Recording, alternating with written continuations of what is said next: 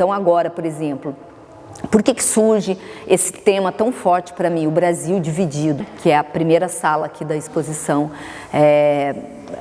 Transition? Surge muito em função dessa questão de... Eu estava naquele momento, assim, o Brasil totalmente dividido, em 2018, e eu pensei assim, nossa, eu tenho que tratar esse tema, essa divisão do país, esse sentimento, sabe, de ódio que aflorava nas pessoas e que eu não acredito nele, sabe? Eu não acredito no caminho do ódio. É claro que a gente precisa refletir, é claro que a gente precisa ser crítico, mas o ódio não é o caminho, nenhum caminho extremo é um caminho. Para mim, o caminho do meio mesmo realmente é o caminho da transcendência, é o caminho dialético. Existe uma tese, existe uma antítese, tudo bem, você pensa diferente de mim, mas a gente precisa chegar num terceiro caminho. Então eu ficava pensando isso e como que eu ia expressar isso, eu queria muito. Então o Brasil dividido foi isso, pensar os povos originários como a origem, então a gente precisava pensar a nossa origem, a gente precisa amadurecer isso que o Brasil ainda não tem. Enquanto o Brasil não se reconhecer enquanto origem, não reconhecer que a origem do Brasil são os povos indígenas, Brasil, né, enquanto nação no mundo, vai conseguir, ao meu ver, ter um resultado satisfatório, né? A gente se sentir, opa, eu moro num país onde eu tenho orgulho dele. Então, eu queria muito falar disso, então o Brasil dividido começou por aí, e aí depois os outros temas, né, que percorrem o Brasil dividido, quando eu faço o mapa do Brasil alinhavado, de verde, então eu estou propondo essa Amazônia alinhavada de verde, que a gente não pode perder a nossa riqueza natural. O Brasil é um país com toda a riqueza natural, que inclusive sustenta o mundo. Pensar isso, essa sustentabilidade, aí vem o trabalho das meninas, falando desse Brasil rural, então essa ligação, a gente não pode ver as coisas como diferenças que são diferenças opostas, não, são diferenças complementares. O Brasil urbano, o Brasil rural, então pensar esse Brasil, quem é esse Brasil. E aí, por fim, quando eu já estou na semana de montando a exposição, surge o Brasil alinhavado pela paz, né? Que daí então eu consigo realmente, eu falei, não, eu ainda tenho que fazer uma obra, ainda fiz uma pintura na semana de montar, que é a obra síntese, que é a primeira obra que começa então, que é o Brasil alinhavado pela paz, que é isso que eu acredito. Eu acredito num país de paz. Toda guerra, para mim, ela é um conflito desnecessário. Tudo bem, os conflitos existem, mas eles podem ser resolvidos através do diálogo, né? Eu acredito em nações que estão pensando o mundo através da paz e não da guerra. Acho que guerra a gente já fez bastante, a gente sabe o que é uma guerra. Eu não quero viver num país de guerra.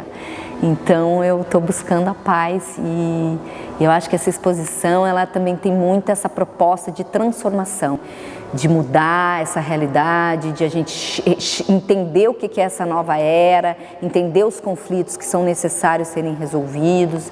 Então é essa busca pela paz e pela transformação através do diálogo.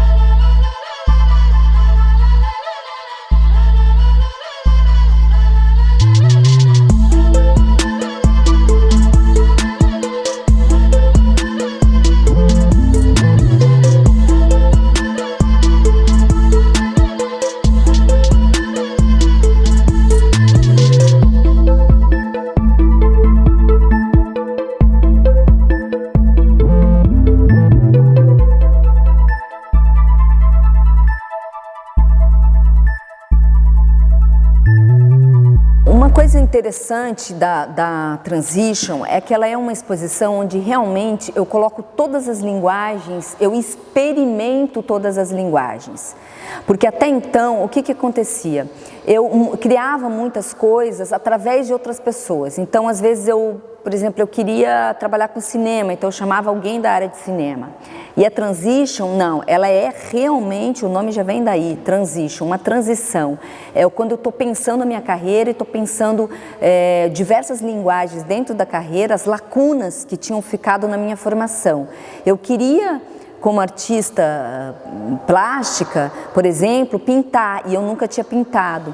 Então, o que aconteceu? O Brasil Dividido é uma obra que eu digo, não, agora eu vou fazer pintura, eu vou fazer gravura. Então, eu fui fazer uma residência artística no Antônio Augusto Bueno, lá em Porto Alegre, e para fazer isso, né? Porque o Antônio, já trabalho com ele desde 2010, tudo mais, super adoro o trabalho dele como pintor, como gravurista e tudo mais. Então eu falei, bom, esse é a pessoa que vai me dar, né, o suporte para eu desenvolver aquilo que eu preciso na minha lacuna. Então a Transition, ela é muito o desenvolvimento dessas lacunas. Aí outra questão que eu queria desenvolver era a questão do vídeo, por exemplo. Eu sempre criei, sempre concebi todos os meus trabalhos, pensei todos eles, mas eu sempre tinha alguém que executava tecnicamente algumas coisas que eu não sabia fazer. Por exemplo, edição de vídeo, eu não sabia editar, então alguém editava para mim, eu pensava, eu dirigia e tal, mas o acabamento. Só que eu senti necessidade na última exposição que eu precisava acabar algumas coisas de uma forma que fosse a minha característica, a minha cara com as minhas coisas. Às vezes eu queria usar fotografia dentro do filme e o montador me dizia que não era possível fazer daquela forma e tal. Então eu realmente quis eliminar essa questão da técnica e dizer assim, não, eu vou fazer aquilo que eu concebo, aquilo que eu vejo, aquilo que eu quero fazer. E aí então a grande transição para mim foi a Raposa e o Coelho, o vídeo arte que eu começo então a editar, que é um vídeo que eu faço com o Lincoln Silva, que eu adoro, que é um artista de São Paulo, né, que eu conheci em Brasília e que hoje mora em São Paulo, que a gente fez a video performance e aí então ele começou editando e jogou na minha mão e falou, olha, eu acho que tem que ser você que tem que editar agora. Então isso foi um desafio para mim, então eu considero que a transition foi esse momento.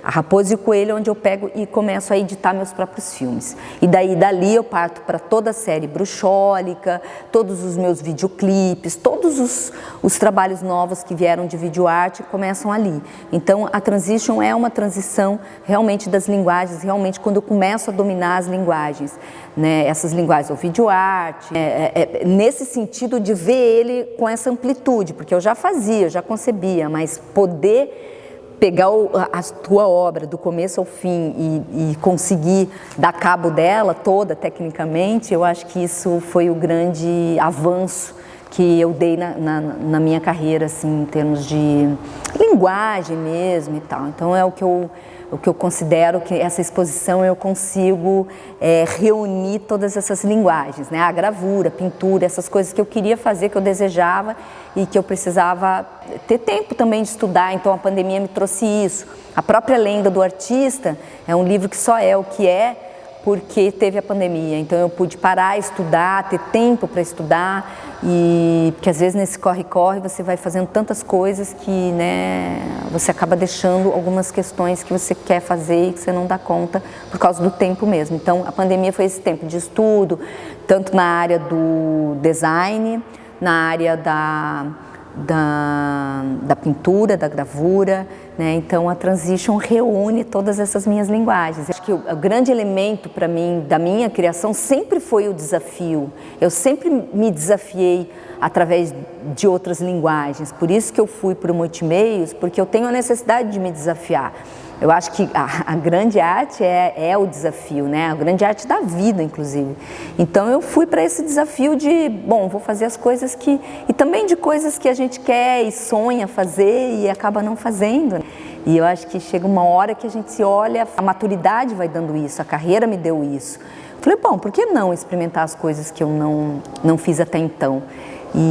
E aí também teve uma outra coisa que surgiu na pandemia que foi incrível e que eu pude usar em todas as minhas linguagens, que foi o desenho digital. Então eu passei a usar o desenho digital tanto nos meus filmes, também a estender a minha fotografia, porque na medida em que eu fui para o desenho digital, o desenho digital ele parte da minha fotografia. Então eu pude ampliar a minha fotografia muito mais como linguagem, porque eu sempre quis desenhar e daí eu pude usar aquilo que eu já fazia, que era a fotografia. Então uma linguagem foi entrando na outra. Quando eu faço um livro-objeto, por exemplo, dentro da exposição, então a Lenda do Artista é um livro que ao mesmo tempo é literatura, porque eu estou contando uma história, é historiográfico, eu estou contando a história da arte contemporânea nos anos 90 até 2022, não só da minha história, mas a história de todos esses personagens que fizeram parte da minha história. Ao mesmo tempo, eu estou trabalhando a fotografia, a performance, dentro do próprio livro, e o livro se torna um livro que é visual, porque ele está dentro da exposição como um livro visual, né? Porque existe uma instalação nele. Então, acho que isso que é bacana, que as linguagens realmente, acho que nunca elas ficaram tão intensas, feitas por mim, né? Então, eu vou trabalhando todas as linguagens. Acho que a grande diferença do transition é isso.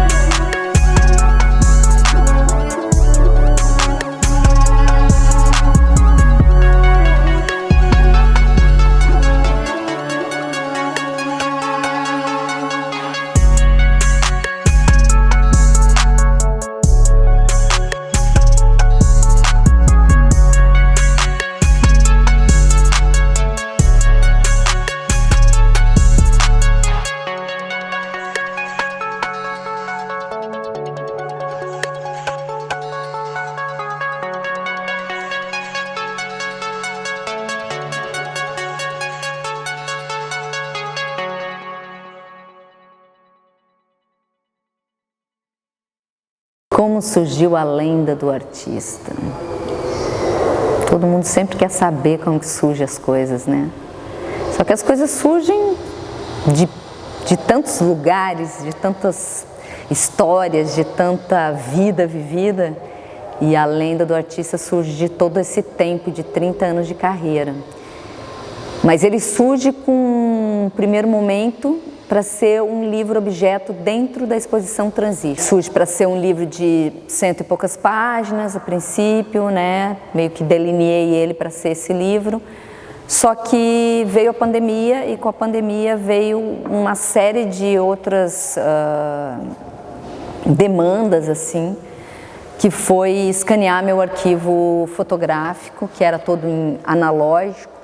E aí então surge uma nova lenda do artista, porque foi a ideia de fazer uma espécie de retrospectiva da minha história performática, né? Então ele surge para ser um livro fabular, um livro de fábulas que criado a partir de performances e que depois ele se transforma num livro mais historiográfico. Então a princípio era para ser mais um livro fabular, uma fábula de imagética, né? Um livro para ser lido em imagem e não só em textos, embora tenha textos, mas são poucos textos.